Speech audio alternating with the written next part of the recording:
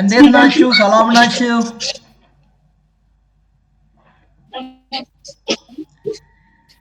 እንዴት ናችሁ? ይሰማችሁ ይሆን?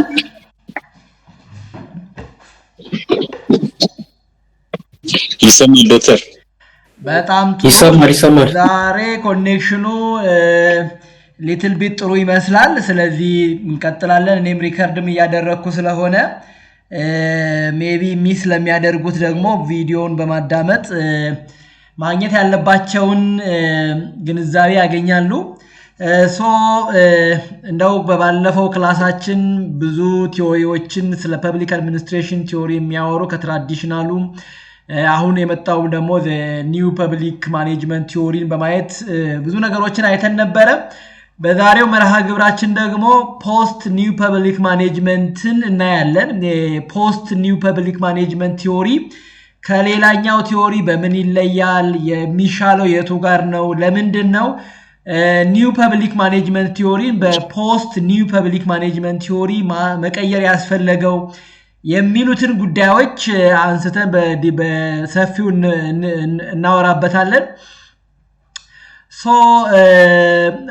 እንደው ለሪቪዥን ያህል we know that we have different theories, especially from the traditional theory. We have bureaucratic theories and scientific management theory. We also know that under bureaucratic theories, the main agenda is about the structure, about rules and the regulations and authority, and there is no issue of humanity under bureaucratic theory of public administration. When we come to scientific theory of these public administrations, scientific theory on the other hand highly focus on efficiency and effectiveness. The main motion is like the issue of motion and the time steady, and they are highly focused on how we promote efficiency and effectiveness and productivity in workplaces. And this theory also completely ignores the issue of humanity, and they even believe that worker considered as a machine, and that is one of the limitation of the scientific management theories. And the third one is new public management theory. And the problem of this new public management theory actually come to overcome developed to overcome the shortcoming of the traditional public administration theory, specifically bureaucratic theory and scientific management theory. But the limitation of this new public management theory is actually it makes public service as a private business, right? Everything handled by the private sectors, and they highly promote the what we call it decentralization, privatization, market-based public service delivery, and that things end up with fragmented government, uncoordinated government, and we end up with having many little agencies.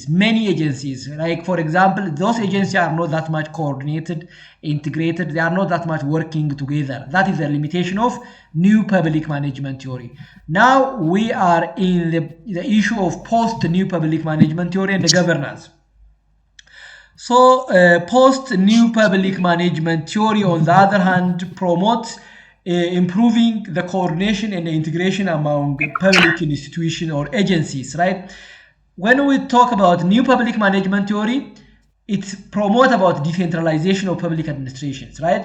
The public administration is decentralized. That means we end up of having many public agencies, and the limitation of having this public agency are, one of these limitations is of course is about hard to work together.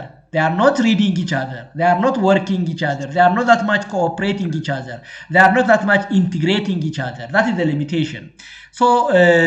This theory, post-new public management theory, on the other hand, aim to promote the integration and the coordination in governments. That is the objective of these theories. That is about promoting coordination and integration in public agencies. So in new public management theory, we have many public institutions, and that public institutions are not coordinating, that they are not cooperating, they are not working together, they are not reading each other, they are not they are not input. One is not the input for the another, but they are completely independent, and these things make them like less cooperation, less less integration. That is one problem of or shortcoming of the public agencies under new public management, and the post new public management aim to overcome these things. So the major emphasis for post new public management theory is about horizontal coordination. We can have two types of coordination, as you know, vertical coordination and horizontal coordination. When we talk horizontal coordination,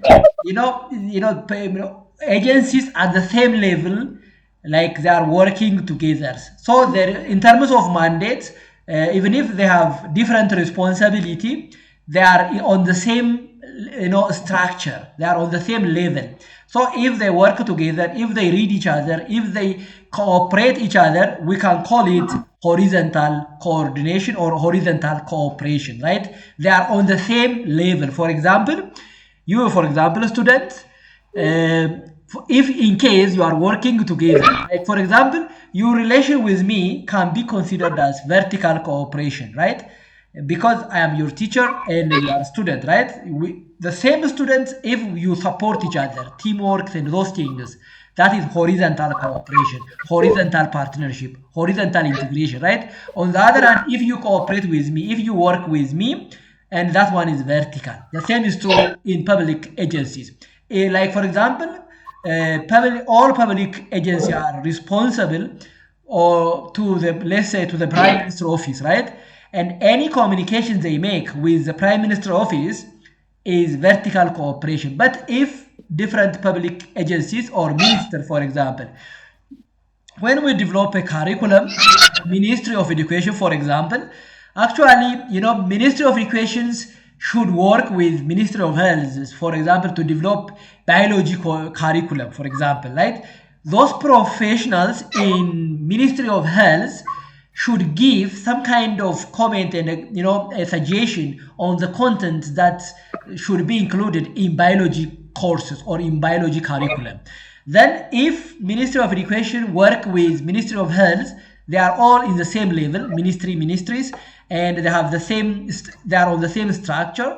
And if they work together, we can call these things horizontal cooperation. But if the Ministry of Education, for example, requests some kind of order or some kind of information from regional ministry office of education or education bureaus, actually they are not on the same level. Ministry of Education is high, those regional education bureau are responsible to whom? To Ministry of Education, right?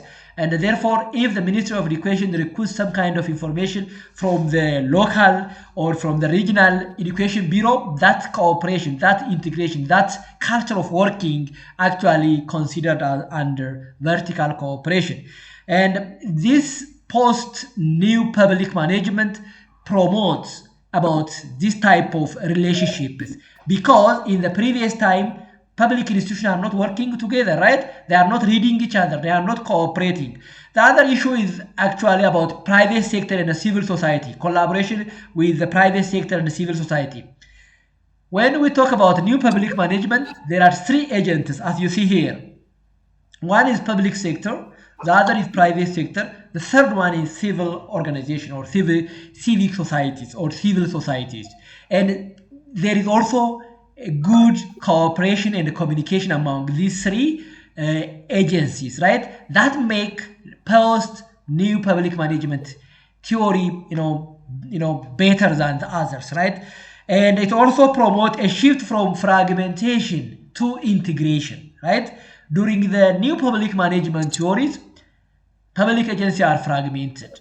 That means there are many small public agencies, and not only that as a problem, that many public agencies are not working together. They are not reading each other. They are not cooperating. They are completely fragmented, right? So, their outcome is not that much efficient and effective, right? Fragmented public institutions has a problem of efficiency and effectiveness.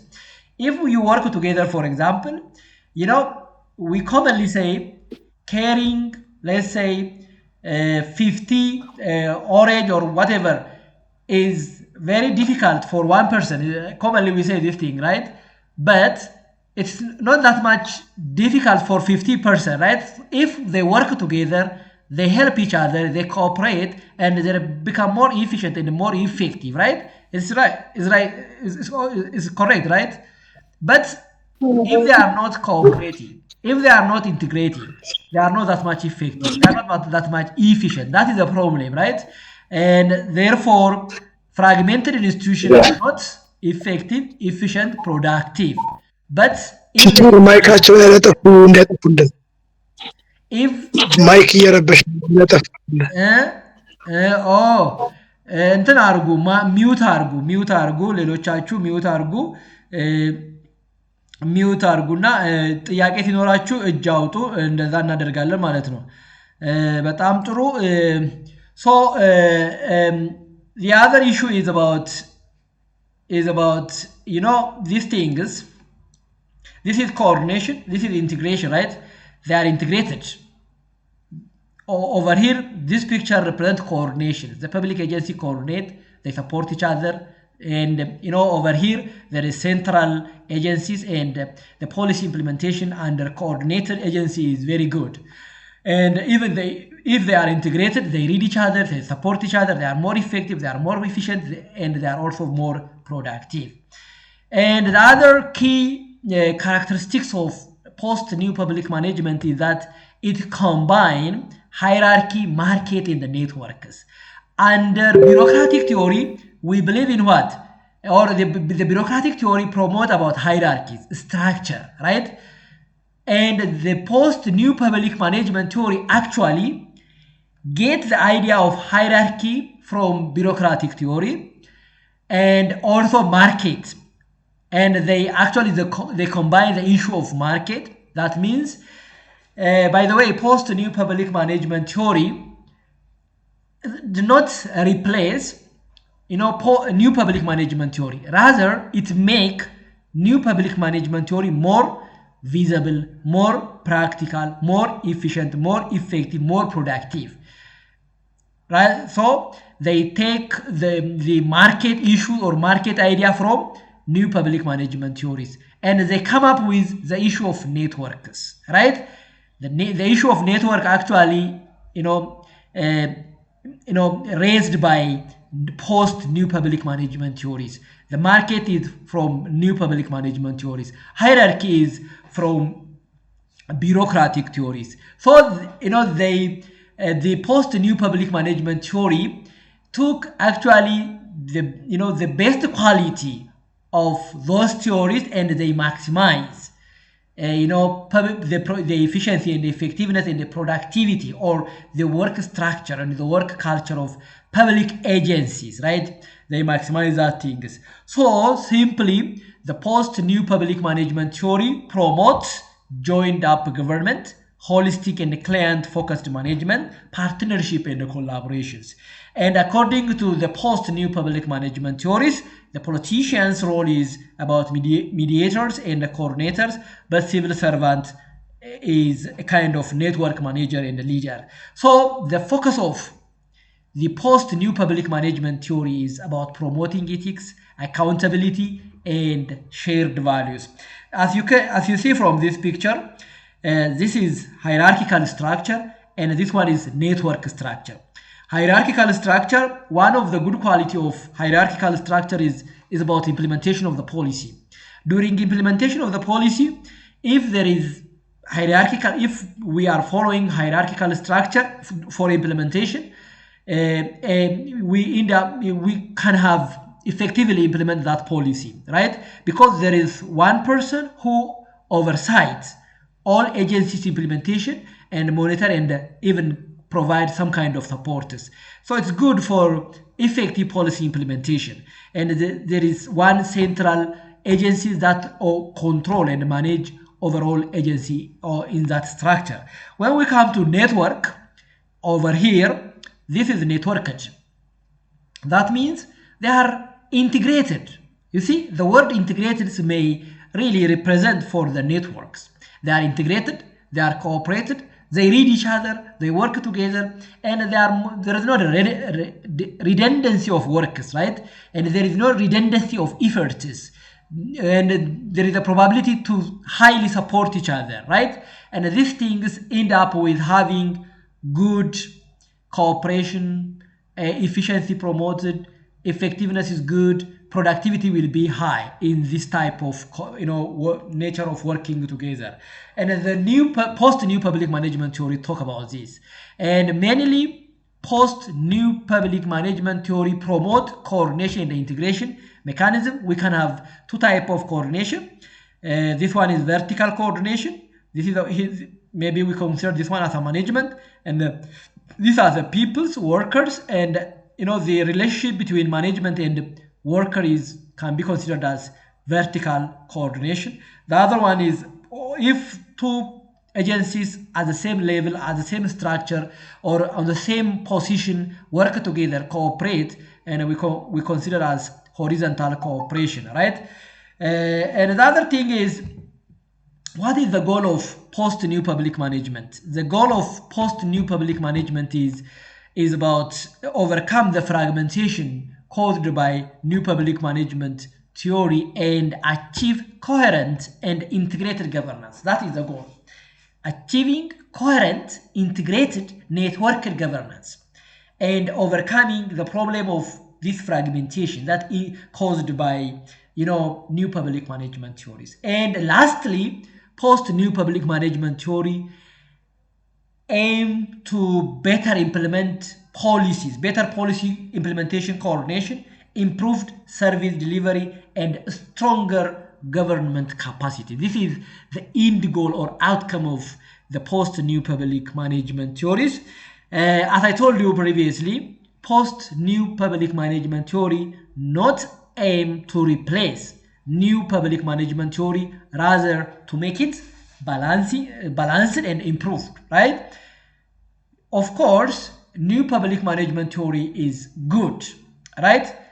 But unfortunately, it causes for what? A fragmented government structure, right? Uncoordinated government structure. That is only the limitation of of course, we'll see other limitation as well, but one of the significant limitation of new public management theory is this one. And post new public management theory come to overcome it. That is one thing.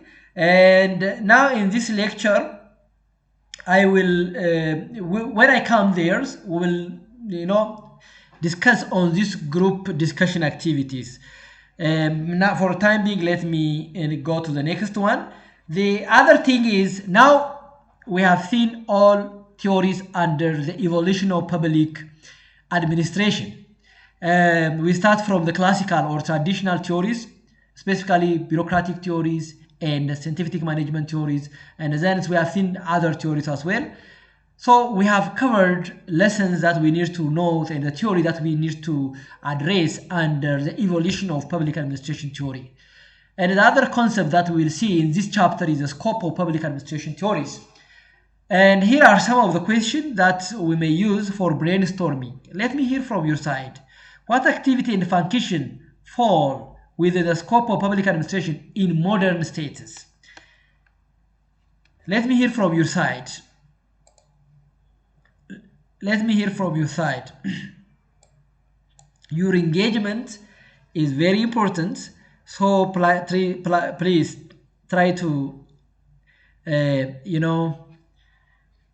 reflect on those questions.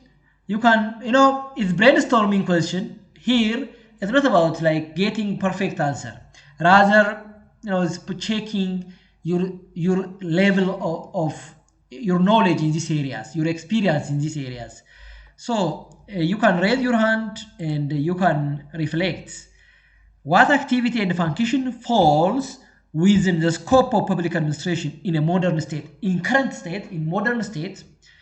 What are the activities that the government should do or we expect from the government?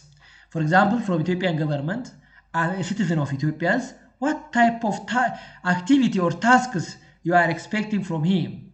Let me hear from your side. Let me ask Fikr, what do you think? Fikr. It's a Fikr. I'm trying to... Fikr Adana, I say like that. From here, I think, I shared my screen. I think you see this part, this name, right? Fikr Adana. Who is Fikr? Ruth, let me get from you. Ruth. She, Salam, indeed, Malachu. So I can say that. Yeah.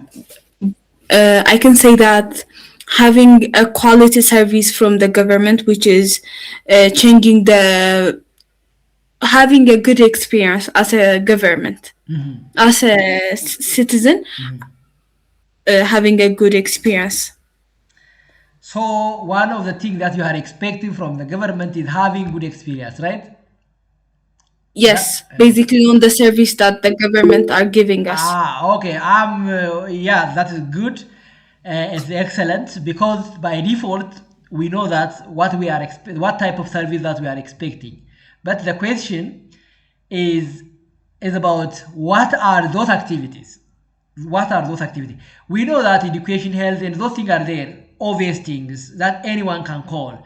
But if you have something that you are expecting from the government, or you believe that the government should provide, but that's not like kind of common one.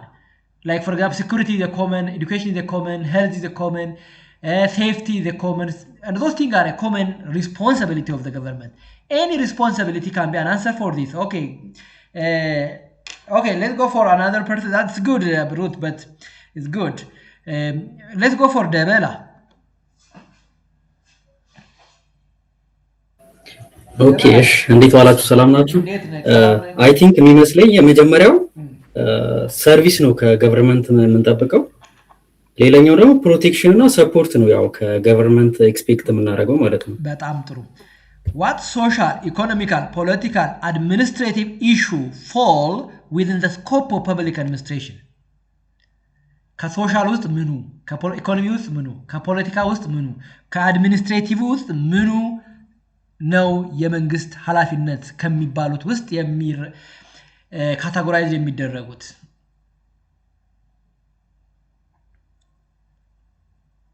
የሚል ነው ሁለተኛ ጥያቄ እስቲ እናንተ ሪፍሌክሽን ነስ ቃል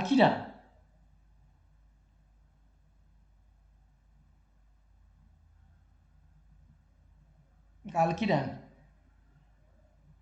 እያወራሽ ከሆነ ሚውትር ነሽ አንሚውት ማድረግ ይኖርባቸዋል መጀመሪያ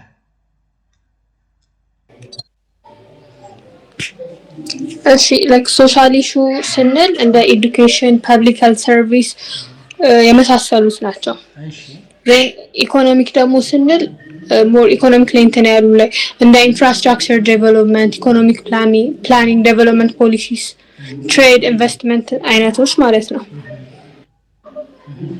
በጣም ጥሩ ሌላ ፖለቲካል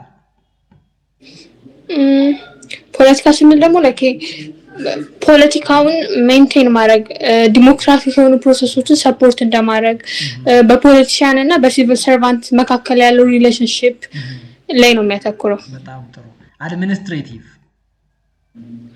አስተዳደራዊ ነገሮች like leadership decision making transparency accountability perfect how does decentralization affect the scope of public administration at national level regional level local level all right ሌላ ሶስቲ ከዚህ ያየው ነው ሊስቱን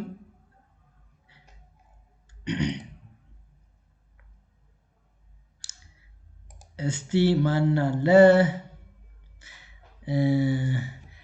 አልማሂ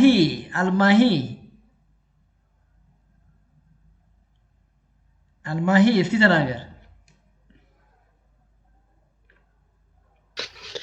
ጥያቄውን ቲቸር ደግሞ ነኛል። እሺ ጥያቄው ይኸውና፣ ጥያቄው ምንድን ነው የሚለው? how decentralization affect the scope of public administration at national level, at regional level and at local level? how decentralization affect the scope of public administration? ያው ዲሴንትራላይዝ ሲደረግ በሎካል ሌቭል ላይ ቦታውን እንትን አድሚኒስትሬት የሚደረግበት ቦታውን እንትን ይለዋል ያባል ማለት ነው። በየእንትኑም በሎካል ሌቭልም በፐብሊክ ሌቭልም ሲሆን ይጠባል አድሚኒስትሬት የሚደረግበት ቦታ ማለት ነው። በጣም ጥሩ። ብሌን ምን ትያለሽ በዚህ ጥያቄ ላይ? ብሌን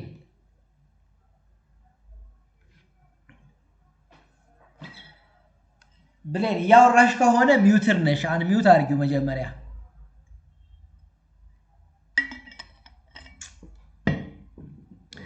ብሌን እምቢ ብሎሽ እንደሆነ ሜቢ ረዲኤት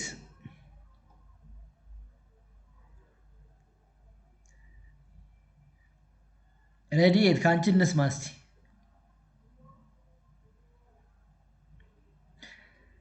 ኮኬት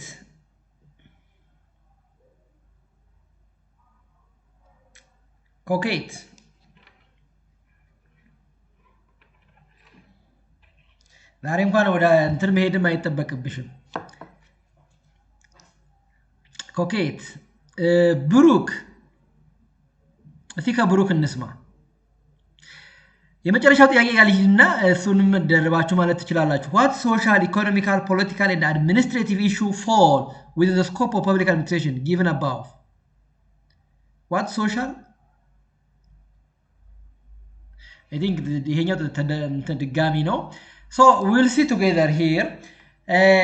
So let us continue to the scope of public administration. The scope of public administration. You know, a scope of public administrations actually is very broad. You know, the responsibility of public administration, that means when we say scope, it is it is a kind of the coverage that the actually categorized under public administration. And the coverage of public administration, because by itself government, country is government, right? Like, so the responsibility or the coverage of the activity actually categorized under public administration is very broad and it's continuously expanding. For example, it's continuously expanding as well, right? The government actually end up to have a new response. As for example, if the world actually come up with a new innovation, new finding or new things, then the government is the one who expected actually to provide it. For example, right? For example, recently we have a new technological innovation. Right? I think that this time around the technological innovation is very high, right? And then we are actually expecting to get those things or to have those services mainly from the government, right? Most of the time we expect to get that service from the government. So if we have new innovation, like for example, if for example there is also new disease, like for example COVID-19, for example, right? We are expecting to have a protection from the government, right? Or to get some advice, to get some medication and whatever it is, right? From the government. Therefore, the responsibility, the coverage, the scope of public administration from the beginning is very broad. And through time it is also increasing, right? By nature it has this type, it has this nature. And what government does depend on what people are expecting from it. The other thing is what the government does or what the government needs to do, actually it depends on what the people or its citizen are expecting from him. You understand? For example, in the past time, maybe 100 years ago, what we expect as a citizen from our government is not that much, right? 100 years ago, it's not that much, because by its nature, those times governments, is not that much democratic government. The people are not also expecting too much from the government. What they are expecting very little from the government, and therefore the responsibility of the government is not that much wide, is not that much broad, right? That is during the past time. Nowadays, later, for example, maybe in early 21st century, in 1980s, in 1970s, for example, people want government to stay out of their affair, isn't it? During 1980s and 70s, we are talking about new public management and those things, free market economy and those things. And all of you, I think you believe free market economy is the best type of economy. But, as you know, free market economy is not practical things from the beginning. Even in the United States or those advanced countries that we categorize, there is no free market economy. They are actually, in one way or another, the governments engage or provide some kind of service. You see, there is no free market. It is only on the paper, right? But nowadays, today, this time, what people are expecting from the government is some kind of service, education service, health service, security service, protection and support, right? We are expecting all these things from the government. And therefore, the scope of the government depends on what the people are expecting from him, right? Public administration acts as a key mechanism to protect and promote public interests, balance competing interests, deliver essential public service. By the way, as I told you in the class, public administration is a backbone for the government. It is a backbone. It is a very important element of the government. If there is no public administration, for example, all what the government proposes cannot be implemented. It is a government in action, for that matter. Public administration is a government in action. You see, in practice, government in practice. And therefore, generally, the scope of the government depends on what people are expecting from the people, from the government. On the scope of public administration, we have two views, traditional views and modern views. During the traditional views, according to the traditional views, public administration limited to the executive branch of the government. Only the executive branch of a government. But now, public administration is not only executive branch of the government, rather all three branches of the government, where executive, legislative, and the judiciary branch of the government are the part of public administration. And organizations, the focus is, under traditional views, the focus is organization, on the personnel, on the procedure, on the execution. Nowadays, public administration is considered, or the focus is government in action. As I told you, it is a government in practice. The role of legislative, according to traditional view, is not considered as a part of public administration, but according to modern views, the legislative is a part of public administration, and they plays a key role in making laws and shaping administration. The role of judiciary, according to traditional views, it is ignored in defining the scopes, but under modern views, it controls and limits administration through legal and constitutional reviews. We know these three branches of government. We know the responsibility of these three branches of the government, right? Executive is the one who implements the law. Legislative is the one who makes the laws, and the judiciary is the one who actually interprets the laws.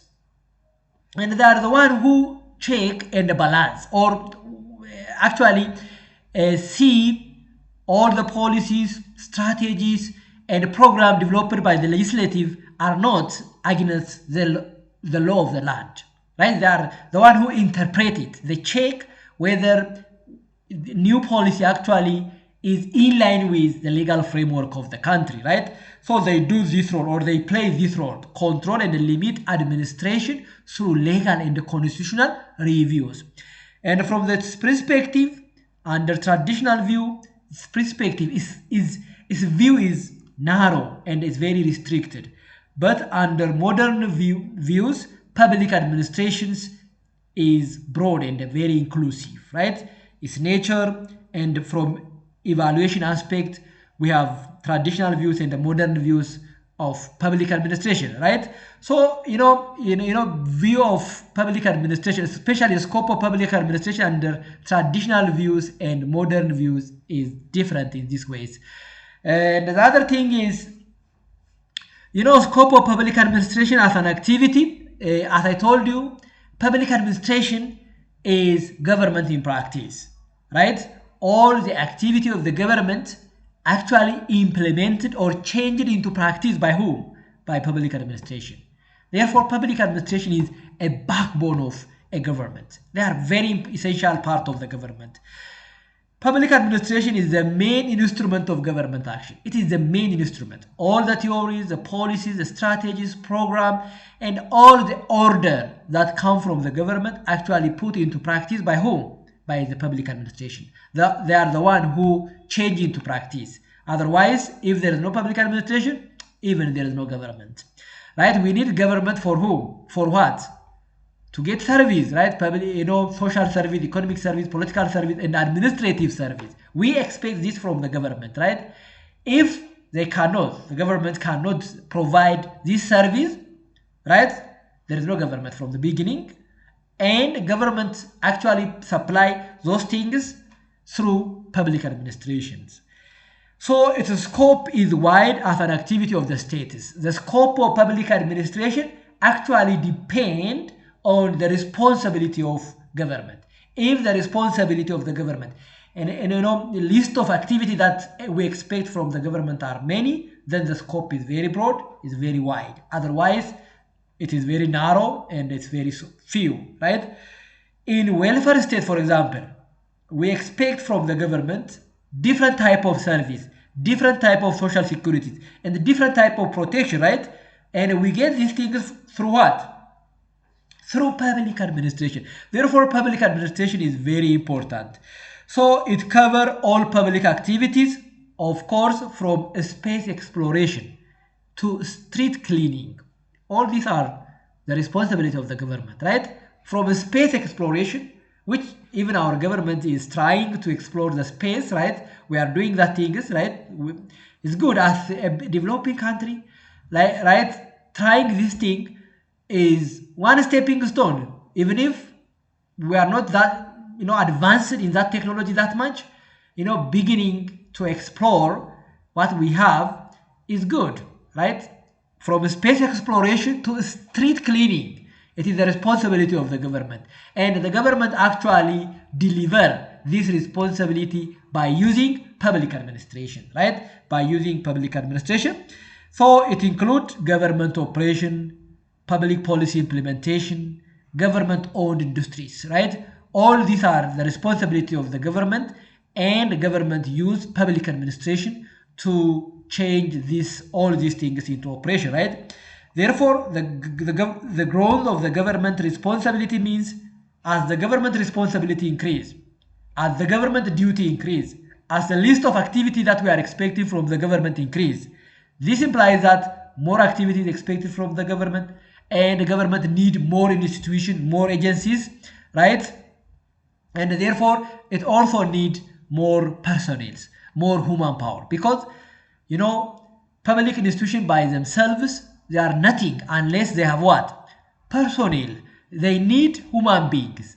Maybe technology is there, and technology can replace human beings, but as the responsibility of the government increase by default, the list of activity will increase, and the list of agency will increase, and the number of the public servants they need will increase. For example, in Ethiopian context, I think there are 3 million public servants. Out of 120 million total population of the country, 3 million of them are public servants, right? So, as the responsibility of for example, nowadays, government talk about a technology revolution and the technological, digitalization and those things. Okay, if the government expects to digitalize things or service, whatever type of service they provide, and they need a new personnel that actually specialize in that areas. Therefore, a new institution should be there, a new personnel should be there, right? That is by default. It requires that things. The other thing is the scope of public administration as a discipline. As a discipline, the scope of public administration includes these things: planning, organizing, staffing, directing, coordinating, reporting, and budgeting, right? This is as a discipline. When we say planning, it's about deciding what to do and how to do, right? Planning stage. When you planning is very essential stage in public administration, right? Planning is very essential. Most of the time, the main difference even between developing and the developer country is, of course, the type of the plans they have, as well as the commitment that all agents engaged in the implementation of that plan has, right? The commitment they have, right? If the plan is good, but if the commitment is not that much, then that plan will not be changed into practice, and there will be no outcome, right? So planning is very important. We need to know what to do and how to do, and the commitment should be there in addition to that. Then organizing, structuring roles and responsibilities, right? That thing is also very important. Staffing, unless we have human capital, right, workers, plan by itself cannot be changed into what? Action, right? Staffing, directing, giving order, coordinating, linking activity across department. That's also very important. As I told you, one of the limitations of new public management is that there is no coordination, there is no cooperation, there is no integration. But if there is no integration, there is no efficiency, there is no effectiveness, there is no productivity. Therefore, coordination is very important. The department, agencies should read each other, should support each other. Then there is no, redundancy of effort, redundancy of, those things. That is coordination is very important. Working together is very important. Reporting and budgeting is also another element under scope of public administration as a discipline. And the other thing is purpose and element of public administration. I will talk about these things in class. I mean, like this thing, I will give you, additional direction on these case studies, and then you have to do these case studies in group, right? In group, and it should be, you have to submit it, right? It's the kind of graded assessment.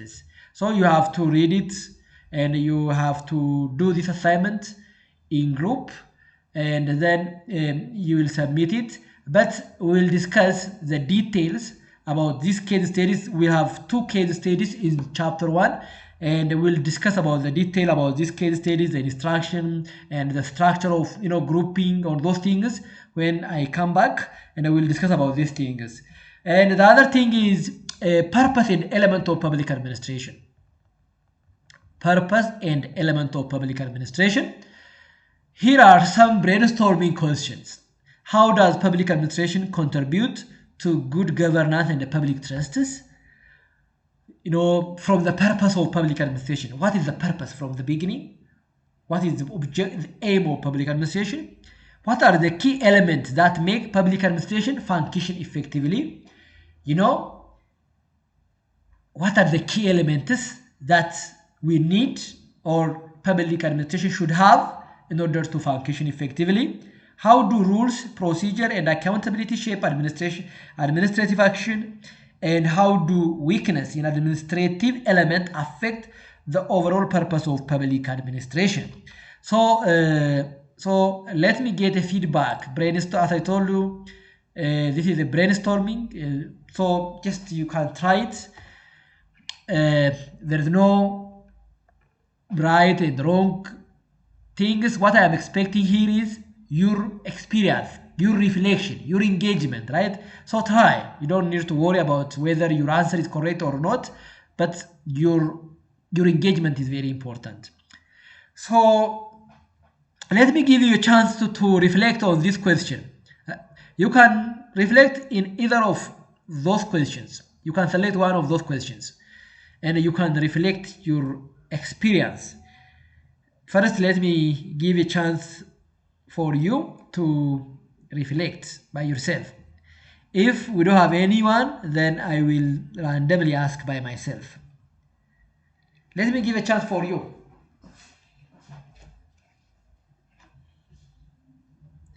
Who can reflect?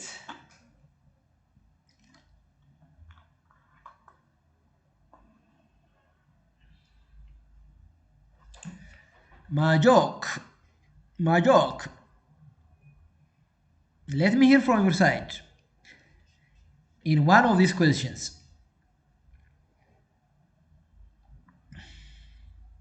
Majok, are you there? Okay, let me know first whether you are there or not. Majok, say I am there. Majok, you are not there? You are muted for that matter. You can text me in case if you have a mic issues. I'm in the library. You are in the library? Okay, don't worry. What about Klang Dunk?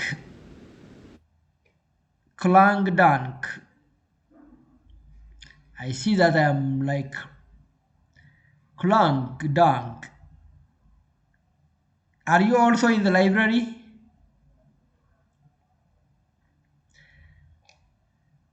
All right. Let me get from Ruth.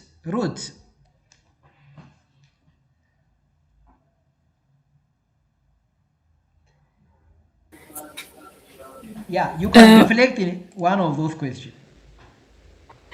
Okay, let me reflect on the how does public administration contribute to the good governance and public trust. So as we mentioned that there are a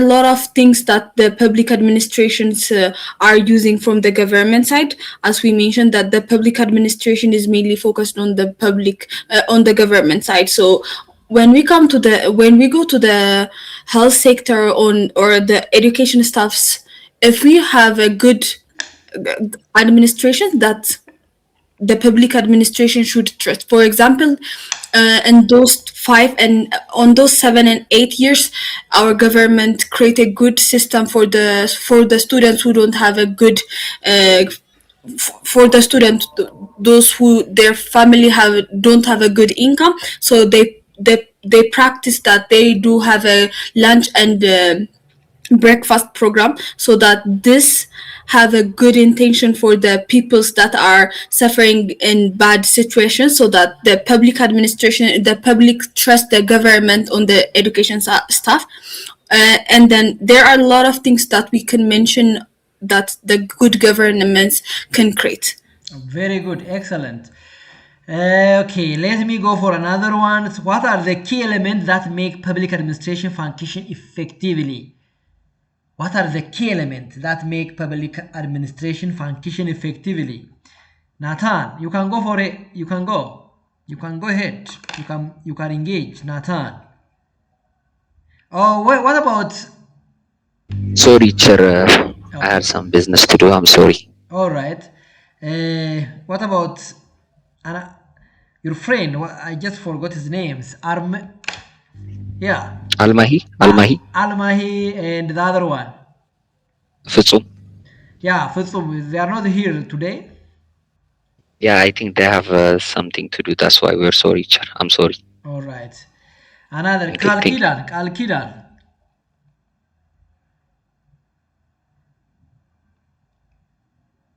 Kalkidan, you can engage.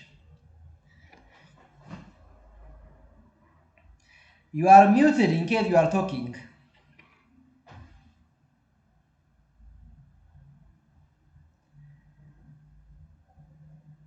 Kalkidan, you can try one of these questions. Okay, let me go for another. I think she is not around. Blaine. እሺ ሁለተኛው ጥያቄ what are the elements that make public administration function effectively? The first one is clear structure, like ሁሉም ሰው የሚሰራውን ስራና ምን እንደሚሰራ ማወቅ አለበት. The second one is ቲምወርክ ሊኖር ያስፈልጋል ማለት ነው። ሁሉም ሰው በጋራ ሲሰራ ስለሆነ እንትን የሚለው ቲምወርክ ያስፈልጋል። የነው ስትሮንግ ሊደራቸው ወይም ደግሞ ኢንስፓየር የሚያደርጋቸው ሁሉንም ሰው ኢንስፓየር የሚያደርግ ጥሩ ሊደር ሊኖር ያስፈልጋል ብዬ አስባለሁ። በጣም ጥሩ ኦኬ ሌት ሚ ጎ ፎር አናዘር ፐርሰን ኤልያስ why you can try one of these two questions. Why is accountability considered a key characteristic of public administration? Accountability.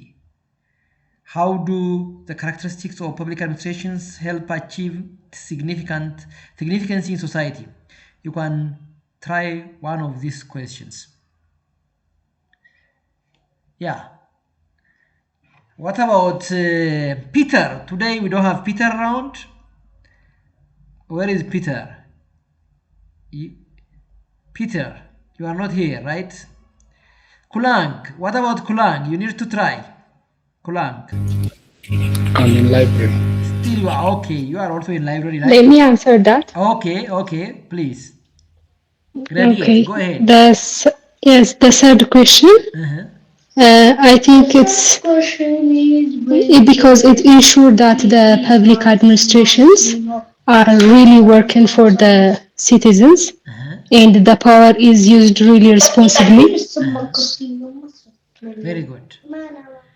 Excellent. Very good. How do the characteristics of public administration help achieve its significance in societies? Who can try this one?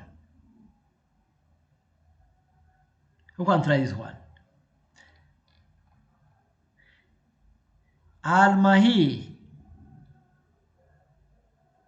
Devali. I can try, sir. I can try. You can try. Okay, go ahead. Public administration, it's goal-oriented, and it's self-service focused, and it operates under a law that reduces the arbitrariness and makes decisions predictable, and it's organized. Okay. That's all. Thank you. Yeah. How do the characteristics of public administration help achieve its significance in societies? Yeah. Who can try? That's very good, Nathan. Good materials. Okay, let me give for another person to try this question. How do the characteristics of public administration help achieve its significance in societies? Who can try? Alkidan, where are you?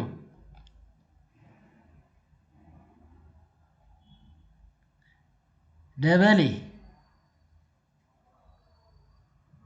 ኦኬ ይሰማል። የሚሰማ ከሆነ ይሰማል። የመጀመሪያው ነገር እንግዲህ በካራክተሪስቲክስ ብዬ እኔ የማስበው በሶሳይቲ ውስጥ ማለት ነው። የመጀመሪያው ያው ከእያንዳንዱ ሰው ለምሳሌ አሁን በታክስ መልክ የሚሰበሰብ አለ በፐብሊክ አድሚኒስትሬሽን ስር ማለት ነው። እንግዲህ እነዚህ ሪሶርሶች መኒ ሊሆን ይችላል፣ ማቴሪያል ሊሆን ይችላል። ኢፌክቲቭሊ እንዴት ይጠቀማል የሚለውን ነገር ታይቶ ስለዚህ ኢፌክቲቭሊ የሚጠቀም ከሆነ ካራክተሪስቲክስ ሊሆን የሚችለው ያው ፐብሊክ ትረስት ቢልድ ስለሚያደርግ የመጀመሪያው ነገር ታማኝነት ያገኛል። ሁለተኛው ደግሞ በፕላን መሰረት እየሄደ ነው የሚለውን መገንዘብ እንችላለን ማለት ነው። ሌላኛው ደግሞ ኦርጋናይዝድ ነው የሚለውን በዛውም ግንዛቤ ልናገኝ እንችላለን ማለት ነው። በማህበረሰቡ ይሄንን ከፐብሊክ አድሚኒስትሬሽኑ ሊያገኝ ይችላል። Very good. Okay,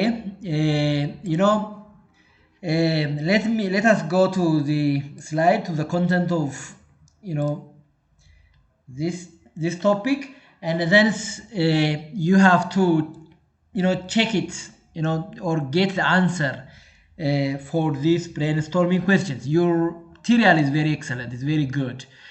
So the significance of public administrations, importance of public administration, or the public administration is, of course, as I told you, is very significant. They are very important, they are very essential, right?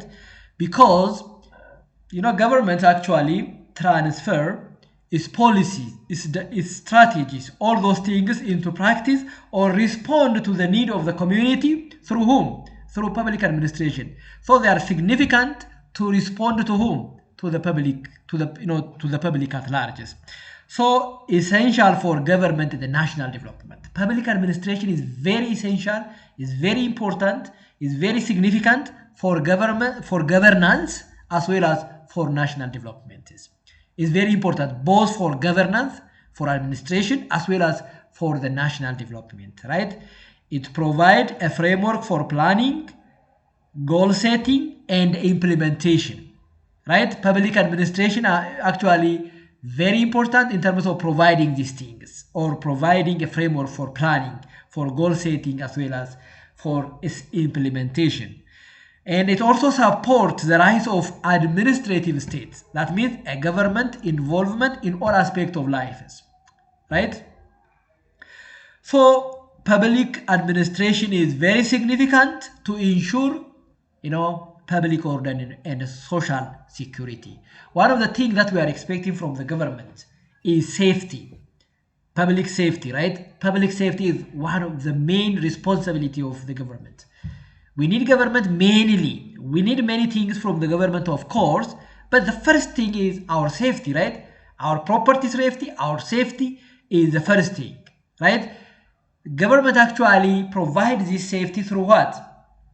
Through public administration. Therefore, public administration is necessary to ensure public order and social security and welfare service and economic development. For example, one of welfare service is like education, social security, and those things are considered under welfare service, right? And government actually, they are agent of the government. Public administration is an agent for the government to deliver what expect to provide or supply for the community, right? And we need public administration for rule of law and equality, right? And public administration act as the core of modern government operation. You understand? Public administration is a core for modern government operation, right? It is very essential in a sense. A core means very important.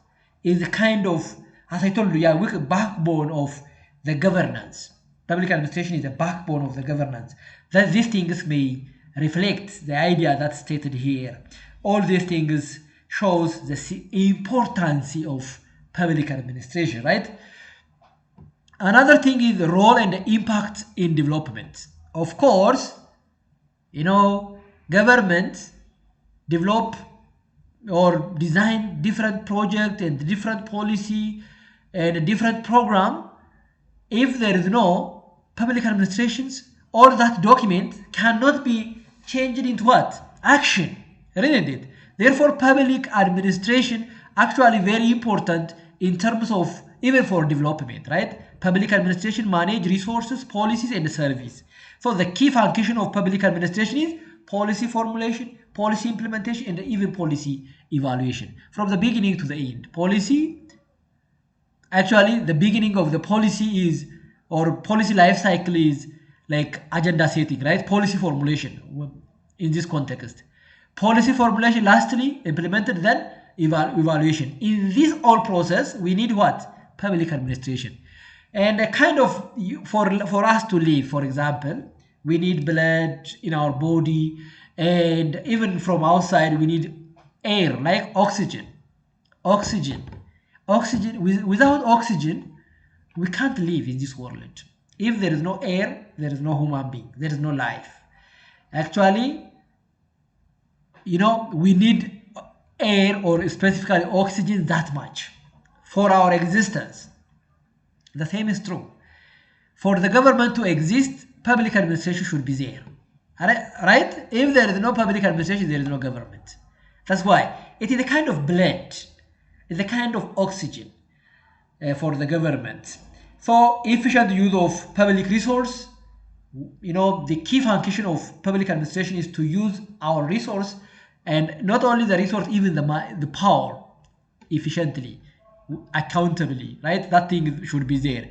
Therefore, bureaucracy plays a key role in implementing the laws and in government decisions and delivering public service effectively. So bureaucracy in these cases means public servant, public sector.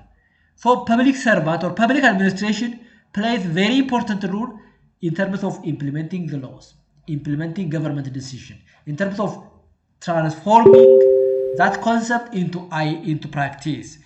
Therefore, through that process, public administration should promote transparency, accountability, and good governance. So, drive sustainable national growth and the development. Lastly, all these things, promote sustainable national growth and development. So, as you see this picture, from this, I think this picture is like kind of, I represent the idea that we say over here: accountable public administration should be accountable, transparent, and those things, right? This thing is more transparent, right? Transparency and accountability. This image actually, represents the idea that we call commonly transparency and accountability. And in public administration, transparency and accountability is very important, right? It's very essential, right? They should be transparent. They should be very accountable for their action, right? And these things promote sustainable national growth and development. If public administration are transparent and accountable, and they are more effective, they are more efficient, they are more productive, and these things promote for the long-term growth of our country. Significance of public administration as an instrument of governance. Significance of public administration as instrument of governance, right? Public administration is one of the tools that the government use to govern, right? Even public administration is one of the tools that the government use for development and changes. Because they are agents, you understand? They are agents. They are as I told you, they are oxygen. We need oxygen to live. Government need public administration to exist, right? To exist. In this specific context, government need public administration for development and changes. The detail is here, and we need, or the government need public administration to provide welfare services for its citizens, right? Any kind of benefit that the government provide for its citizen, actually they use public administration, right? One government, for example, if let's say, let's take one country government, let's take Ethiopian government, for example, right? They actually, this public administration are very essential, right? One, for example, let's say, Ethiopian government, let's say, structured or organized by 20 people, let's say 20 people. We can't say one person as a government then, right? 20 people cannot provide all those services for 120 million people, right? They need agents. They need structure. And that structure, that agent, that procedure are public administration, right? They need public administration to do all tasks, okay? Therefore, to provide some kind of benefit, some kind of welfare for its citizen, they need what? Public administration.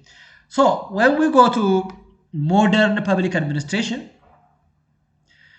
now modern public administrations move beyond the traditional and rigid bureaucracy towards more flexible and efficient governance. Modern public administration actually promotes more flexibility and more efficiencies. The previous public administration, they are very rigid. Rule is rule. They highly believe in structure. But modern public administration promotes flexibility, and it also promotes efficiency. Under traditional model, public administration actually focus on clear hierarchies, separation of policy and administration, politics and administration, and strict controls. And the reform in 1980s and 1990, that is new public management, introduced the idea that we have seen already, new public management principle. We know the new public management principle is about privatization, is about making public service or public administration as a business, for that matter. New public management make public service as a business. Consider public service, public value as a business, because they promote about privatization. And in 1980s and the 1990s, the people they don't need interference of government in their affair, as I told you, or as we have seen in the previous slide. In 1980s and the 1990s, when the idea of this new public management raised, the public actually they don't need governments in their affairs. The role of the government is just to manage the country. But nowadays, that's not enough. We need protection. We need some kind of service from the government, right? Isn't it? So the focus in 1988 and 1990 is more of efficiency, performance, result using market-oriented approach. That is in 1980s and then 1990.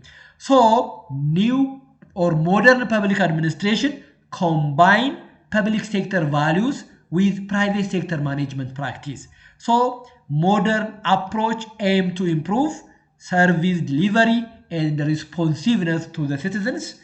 And this is some of the characteristics of modern public administration: efficiency and effectiveness, decentralization and delegation, new public management, policy implementation and accountability and transparency, use of technology, public participation, legal and ethical framework, interdisciplinary approach, and adaptability and innovation. So these are some of the characteristics of modern public administration, more or less. This is the end of chapter 1. In the coming week or in our next lesson, we will see chapter 2, or we will start chapter 2, which talk about comparative public administration. Under comparative public administration, we are going to compare public administration in different countries. Theory of public administration, approach of public administration, practice of public administration in different countries.